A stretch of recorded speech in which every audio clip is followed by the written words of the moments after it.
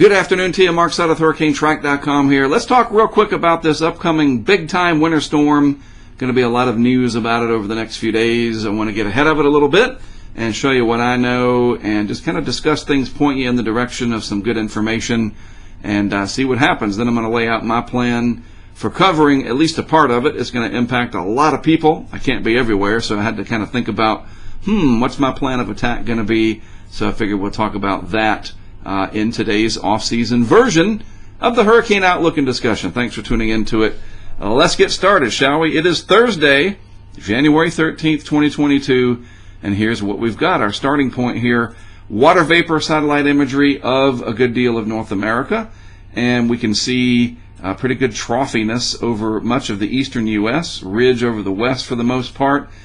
These impulses that drop down into the base of the trough, sometimes they kind of get stretched out in here, and then they slow down and they energize offshore. We're going to have one do that and bring a lot of impacts up to Nova Scotia and even parts of extreme southeast New England up here, the Gulf of Maine and vicinity. I think you're going to see some impacts from this first storm system that's just starting to take shape now off the southeast coast as this energy has come in and kind of transformed into a more surface-based storm using atmospheric processes instead of all latent heat. And that is the difference here between these storms, these mid-latitude storms, and hurricanes. Hurricanes are my forte, if you will. These mid-latitude storms are a lot more complicated. They have a lot to do with temperature differences, pressure differences, and it gets pretty complicated. But the end result is we get some big-time winter weather from these that can be very impactful. Heavy snow, ice, sleet, rain, coastal flooding, blizzard conditions in some of these situations. Winter weather is a big deal. It's not just what the snow weenies want. The kids and all of us probably like a little bit of snow, but we have to be mindful that it can be very impactful. Travel, commerce, the shipments of goods and services around the country, you name it. Yes, it can be problematic. So I want to address, in a general sense, what I can. And this is at least the stage. This is our stage of our big production, if you will, that's coming up with these two potent winter storms. Again, one that'll mainly be an issue here for our friends in Atlantic Canada and a little bit of southeast New England, but then the other one, this impulse here coming in, is going to drop south and create quite the ruckus for a good deal of the mid-Atlantic and the northeast. Even maybe bring in some snow showers and flurries to parts of the deep south. I'll show you that as we progress. First of all, if that sort of sets the stage, here is kind of like what a preview of coming attractions would be, kind of following that line of thinking.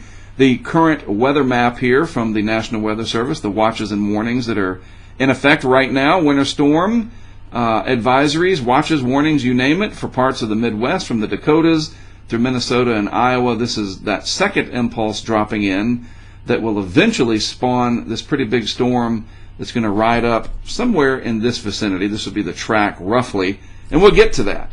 The other storm system taking shape offshore now, that's hurricane force wind warnings for the offshore waters, storm warnings right up to the coast of New England, and I'm going to tell you right now, it's too bad I can't just zip up to Scituate, Massachusetts, my own private jet.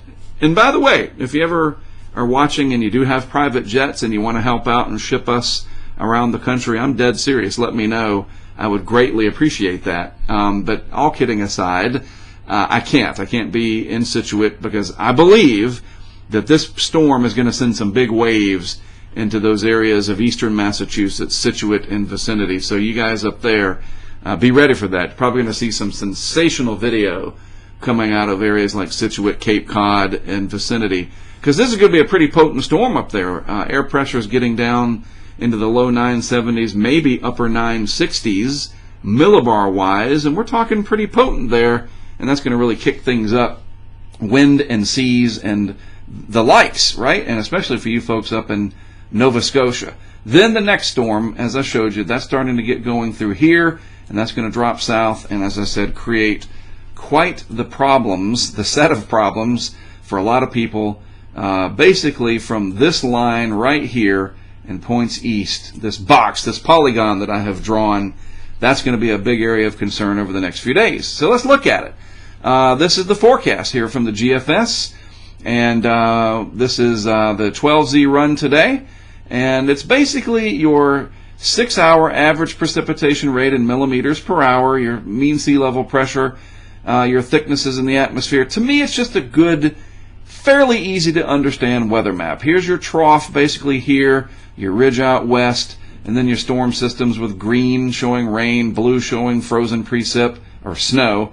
You got your kind of in-between colors right there. And your isobars, your lines of equal pressure down at the surface. And you're going to see the one offshore here in just a moment of the east coast of the U.S. and the northwest Atlantic is really going to be packed tightly with a lot of isobars. What does that mean? Very, very windy because of that very deep low pressure area. So let's move this out, shall we?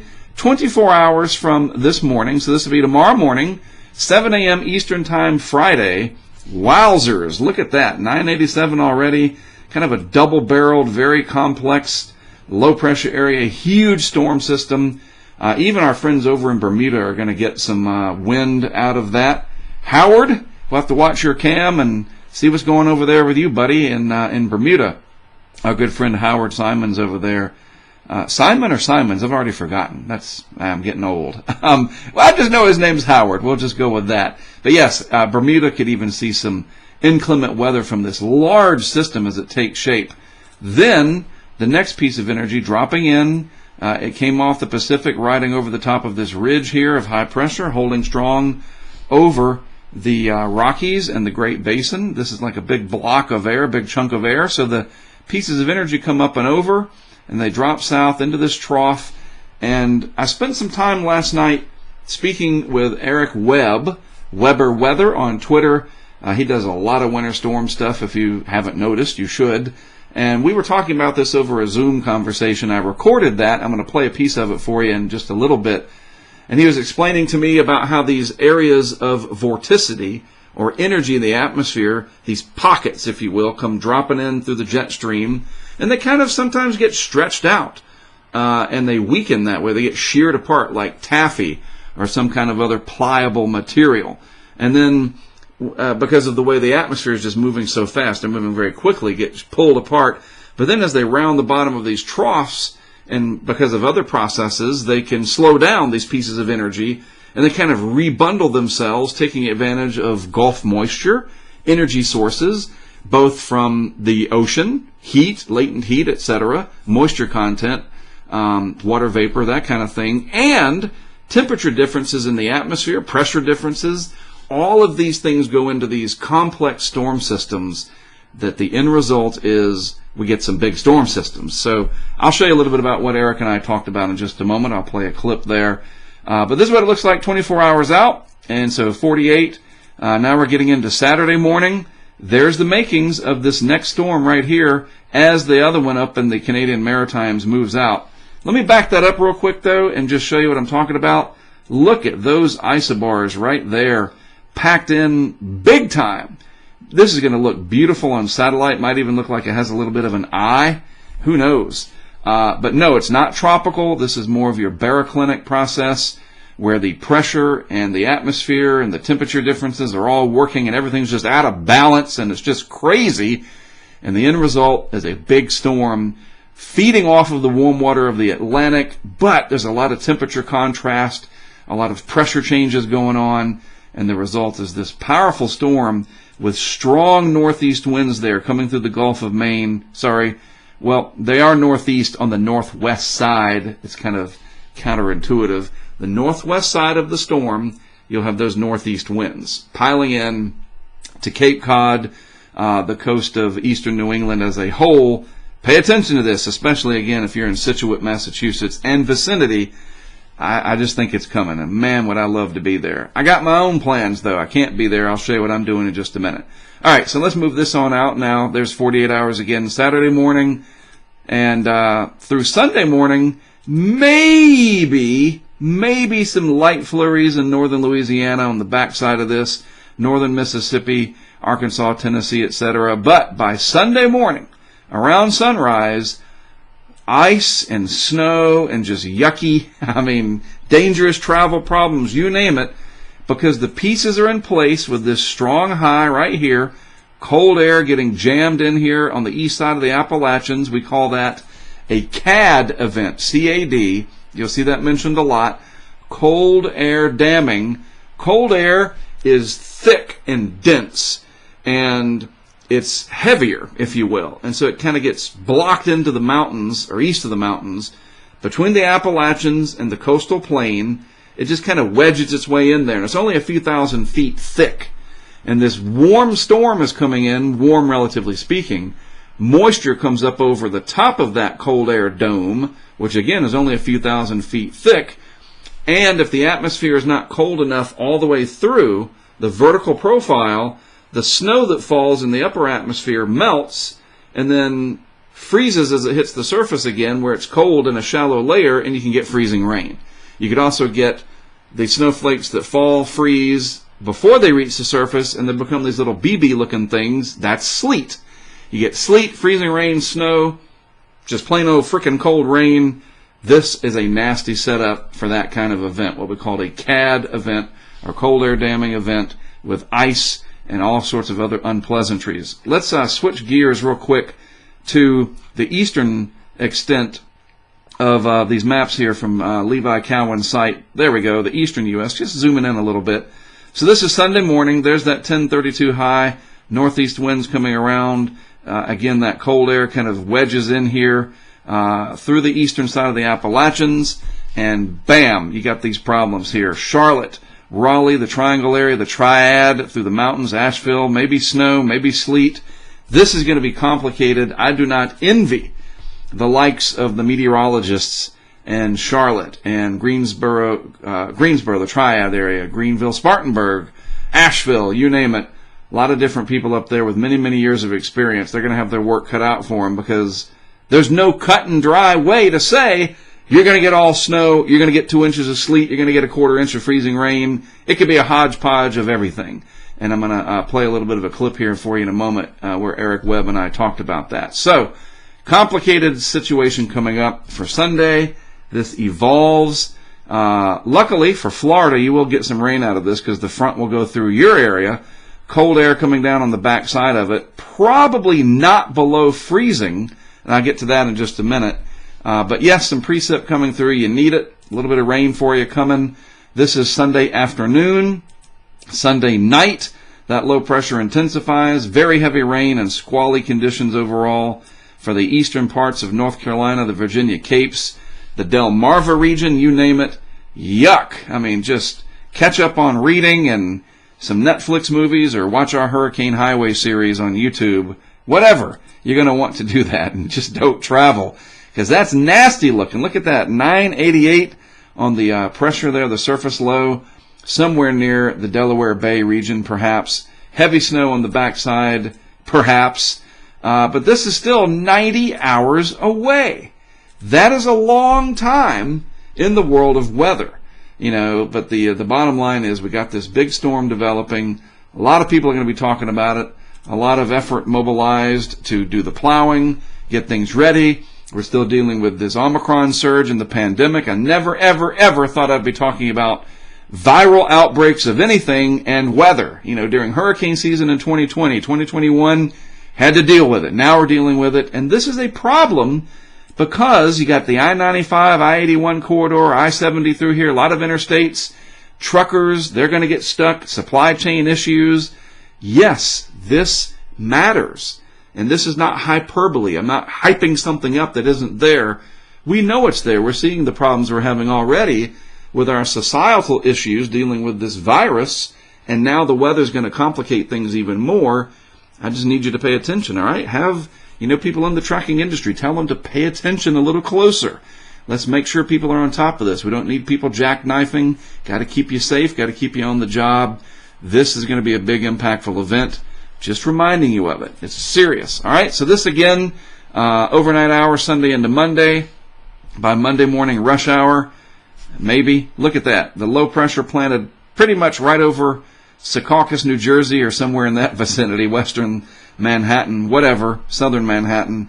And this could change. It could be more east. It could be more west. This is 96 hours out.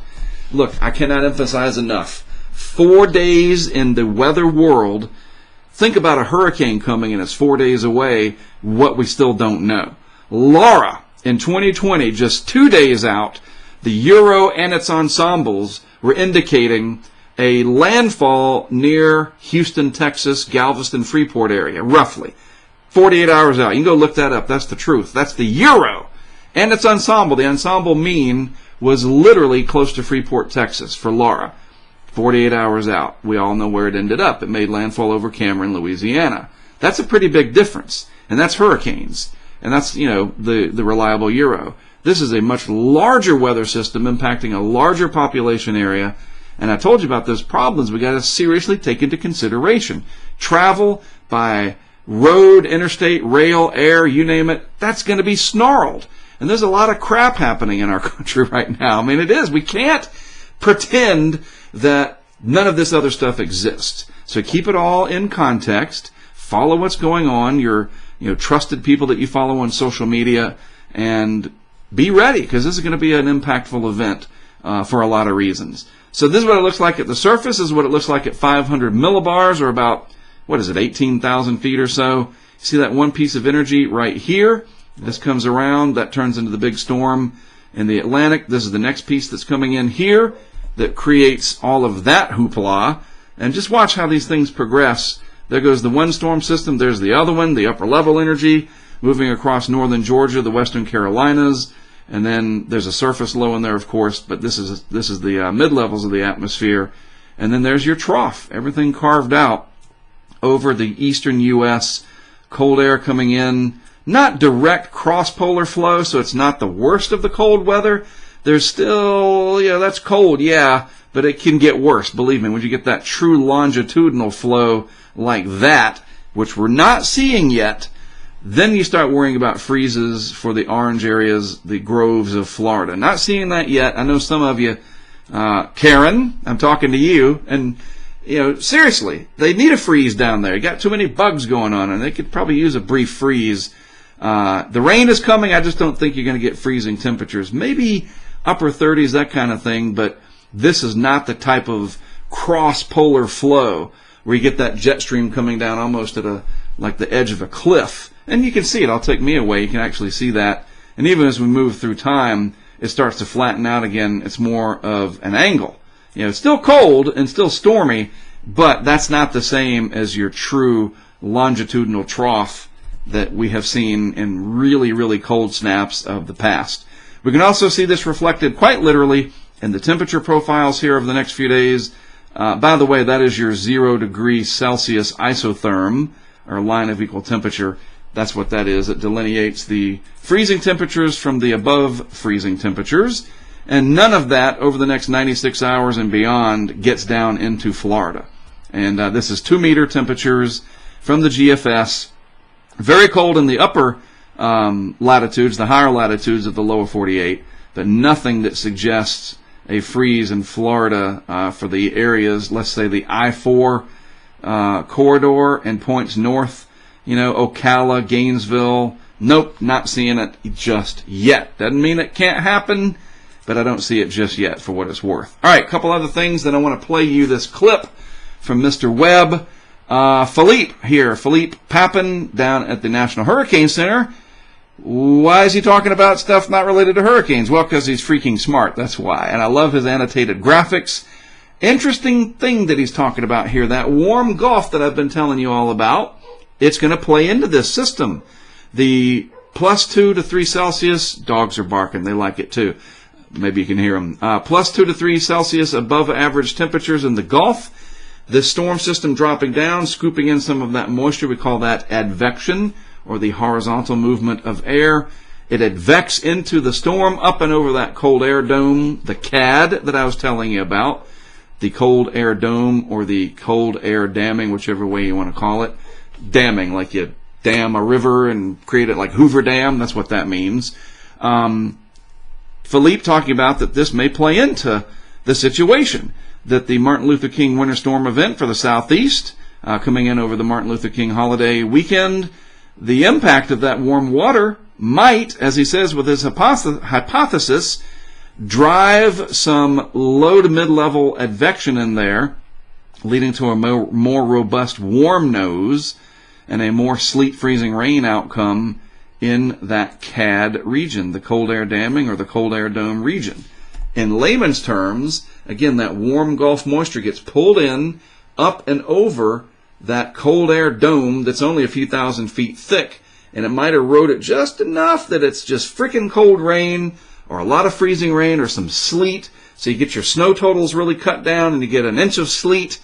Bottom line, again, if you're a meteorologist forecasting in these big cities of the Carolinas, good luck. You're going to need it, and we're all counting on you at the same time. Seriously, this is going to be tough, and that is a great observation there from Philippe. Then, and just to show you, that's what it looks like, and this is what I've been talking about on my weekly updates on the Hurricane Outlook and discussion. Still, this is as of yesterday. It's always a day behind. Yeah, that's a lot warmer than it should be. And here we go. We're going to have this low dropping down, turning the corner, and it'll bring in some of that warm, moist air over the top of that cold air dam, or dome, whatever the cold air damming event, east of the Appalachians. I'll just try to draw it in there all throughout here. And then on top of that, you bring up this warmer air and more moist air mass over the top, and you can have more freezing rain and sleet than you do snow. And that could really irritate a lot of people, believe me. And even Eric mentions this as well. And for whatever reason, the Canadian, the CMC model, seems to handle this type of stuff better, and it can see those precip type issues, if you will, in the modeling. And I'll just freeze it right here. I think the GIF animation will let me. Yuck. That is like sleet. Yucky, yucky, yucky. That's bad driving conditions to an epic scale. And that's the Canadian picking this out. I don't even know what to tell you. That is no bueno. You don't want to see that.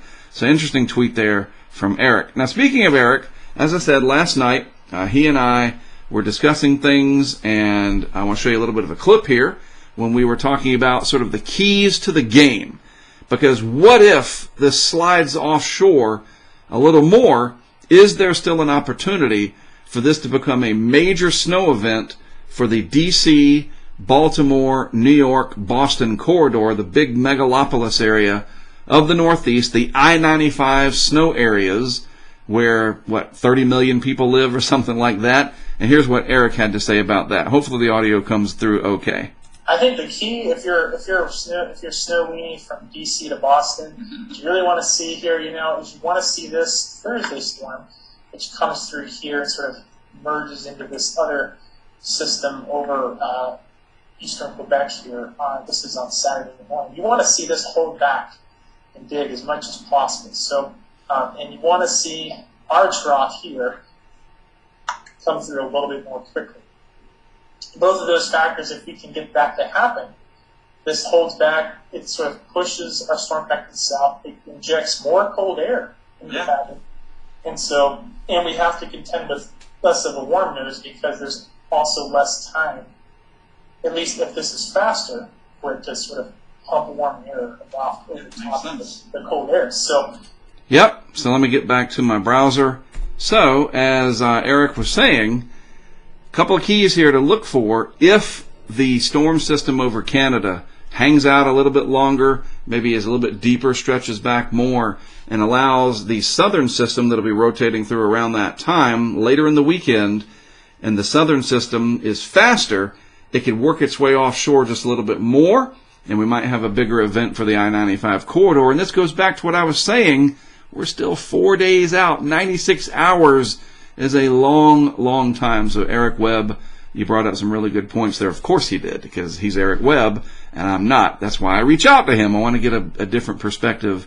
And he and I talked about a lot of other stuff last night, and I recorded it. He knew that I recorded it, of course, and I just want to play that one snippet for you, because I thought it was interesting, because a lot of people are wanting to know, hey, what about Philly? What about Boston? New York, whatever, Baltimore, D.C., Richmond. Yes, that is all still in play because we're still 4 days out, roughly, for the peak of this storm to happen. So stay tuned. All right, and don't forget, you can follow Eric Webb on Twitter, Weber Weather. Easy to do. There's the link for you, at Weber Weather on the Twitter. All right, so, oh yeah, I forgot. I will be covering this storm, but, you know, I can't be everywhere. We don't have that amount of funding just yet. We're getting there. So I had to think about, like, what do I want to do? I would love to get up to Massachusetts for the first part that I talked about, but I can't, mainly because I'm getting ready to leave literally as soon as I finish this video and go out to the Outer Banks and set up a new camera over here in Rodanthe permanently. We met some people during a November coastal storm that are going to allow us to put a camera there permanently looking right up the Atlantic. You're going to love it. I'll show it to you once it's up. So I got to go do that. And I say I gotta, like it's a chore. I mean, I love going out there. It's neat. So I don't want to sound like, oh, I got to go to work. But I got to go take care of that. Very much looking forward to it. It'll give us a second camera view out on the Outer Banks. We already have one up the street there in Rodanthe. This is going to literally be right on the ocean front, right at the Rodanthe Pier, looking at the pier, if you know that area. Then I will come back tomorrow and start getting equipment ready.